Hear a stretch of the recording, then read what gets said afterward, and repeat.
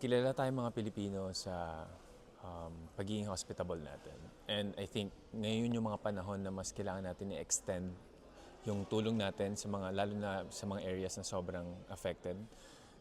From sa Bagyo sa Cebu and ngayon naman nandito sa Luzon and sa some parts of Visayas. I think napakalaking bagay nung kung ano yung kaya natin maitulong natin. Kasi walang ibang magtutulungan, sariling bansa natin to at kapwa mga Pilipino natin to. At kung pamilya din naman natin yung gusto rin natin na matulungan din tayo. Walang patid na malasakit, walang patid na pakikisa. Yan ang ating ipahatid sa mga kapatid nating sinubok ng sakuna.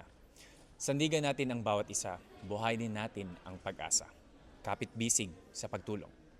Cedric Juan, Tulong Mga Kapatid, Bayanihan Drive.